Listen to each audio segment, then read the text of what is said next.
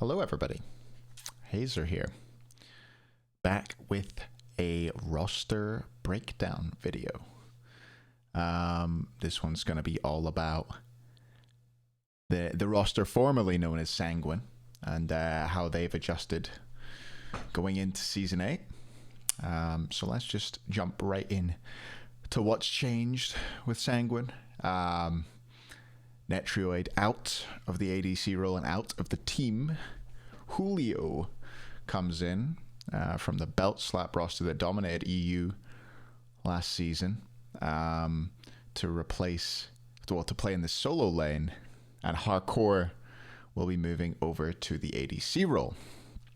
So a few things to break down there. So you gotta assume performance wise, I don't think Netrioid was... He didn't look like a problem in comp matches. We don't know how their practice was and stuff like that. But to me, this seems like it's perhaps a personality issue with the fact that they're moving somebody roles in order to get him out of the team. It seems like there must have been some kind of... sorry, just get myself a bit more comfortable. There must have been some kind of... fallings out or disagreements within the team. I know that they were living in a house which didn't have, as far as I'm aware anyway, they didn't have separate bedrooms for everybody and things like that. So I can imagine tensions could have arose there. Young guys, probably some of their first times living away from home. I know some of them lived in Mexico before. I can't remember which members of the team that was. They moved up to Mexico to play previously, but either way, yeah, Netrioid's out. Luckily, he's found himself a new roster, which we'll get into in another video. But yeah, the new rosters, the big things to note are Jarcorr moving roles, obviously, from solo to ADC, and Julio coming in, who you might not know so much about. So I will try and give you a bit of info on that. So Julio, I rate really highly. I think he was, for my money, the best player on Belt Slap last year, and that's saying a lot given this is a star-studded roster. You've got Trix in there dominating in the support role, by far the best support outside of maybe Genetics in EU, and me obviously. Yeah, no, I can't even joke about that. Trix is way better than me.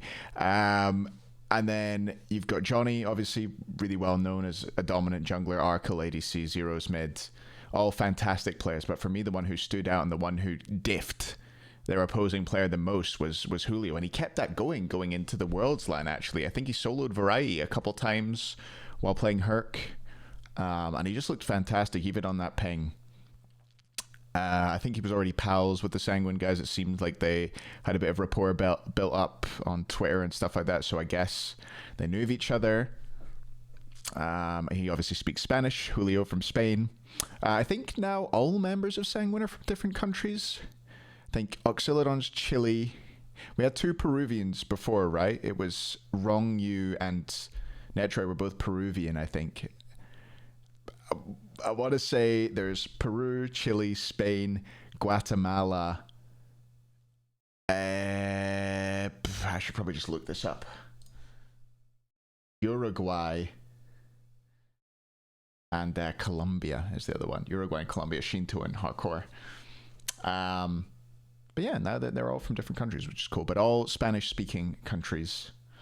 So they'll still continue to communicate in Spanish. Julio will come into solo. Julio likes to play warriors, not really ever been too well-suited or never really played Guardians very much at all. Or mages. He's very traditional solo laner, very bruiser. But he just seems to win lanes. His rotations are really impactful. He's got a great tier. Tier got respect banned away from him for a long time. He's got a lot of, like, Guan Yu, like, all the meta warriors, basically. You don't want to give them to Julio, which is exactly what you want coming out the solo lane. Hopefully the meta suits him going forwards. The other thing to touch on, I guess, is Jarcorr moving into the duo lane. So... again, as I said before, like, I think the fact that they're doing a role swap in order to bring in Julio and get Netrioid out of the team means that Netrioid, there was a personality issue there. That's what it points out to me. Maybe he was bad in practice. Maybe they just don't rate him as highly as everybody else seems to, because I rate him highly. I think Netrioid's a great ADC. did perhaps fall off the longer the season went on, but it seems like it's a personality issue, and that's why they've swapped Jarcorr over. I think he's a good player to swap roles because he grinds the game. He plays a lot. Whenever I check out NA ranked streams, I feel like Hardcore's in there playing, grinding, and he plays multiple roles as well. He's pretty solid across multiple roles, so I think he's a decent enough shout to move. I've got headphones on again. There we go. We'll switch here. A little tempo switch. My headphones coming off. You guys can see my bad haircut. Really need a haircut, man. But I think he's a good player to swap roles. I think we'll see him grind really hard to get used to it. I don't know if Ronngyu plays so much ranked. I think he probably does. I think he might be a player who plays on Smurfs a fair amount as well. But I'd like to see those two queuing up together on the Season 8 map just to get ready before scrims start up. But yeah, I'm excited to see how he does there. I think he'll probably take a little bit of ramping up, but you never know. You never know with these things, really, these role swaps, how they're going to do towards the start, how they're going to evolve over time. Sometimes I think players look strongest when they've just swapped, and then they sort of fall off over time. But yeah, hard to say. I'm excited to watch this team, though. I'm excited that the Sangwon boys remain in the SPL and mostly have stuck together. I'm really excited to see Julio in the SPL. I think he's a fantastic player, and I'm excited to see him play. I think this team has a lot of potential. It seemed last year they had a lot of potential as well. They started strong, and I would say they were a team that kind of lost their way a bit as the season went on. I wonder if Julio coming in will help them with that. I don't know that he would specifically. I'm not really sure what they need to do, but it did seem like towards the end of the season, even it was the first phase, I thought Sangwon were at their best. So they need to find a way to, maybe it's just that metas haven't suited them. Maybe there's other teams that figured them out. Maybe it was sort of inertia from COVID and being stuck in a house together and all that stuff.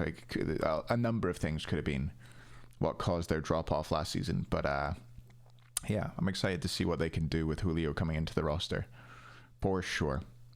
Rest of the roster remains the same. I'm sure you know, but Ronngyu support, Sheento mid, Panitom jungle, and Oxiledon is their coach and still is their coach. So yeah, cool. I think that's it. Just kind of winging these videos. Not too much to get into with this team other than kind of outlining what Julio brings to the league and how I think Jarcorr is going to do in a role swap. But yeah, I'm cautiously optimistic for this team right now. Would I say they're a better team than they were at the end of last season? Probably not yet. But I think they have potential still. They still have the same potential, roughly, that they had before.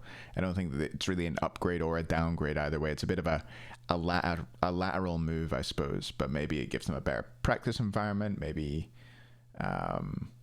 Julio brings some new things to the team, some new ideas, some new motivation. Yeah, I think it's. I don't think it's a bad thing unless Jarcorr just flops in the ADC role, but I don't think that's going to happen. Yeah, that's it for me. Thanks for watching, and I'll see you again soon, and no doubt for another roster breakdown. Goodbye.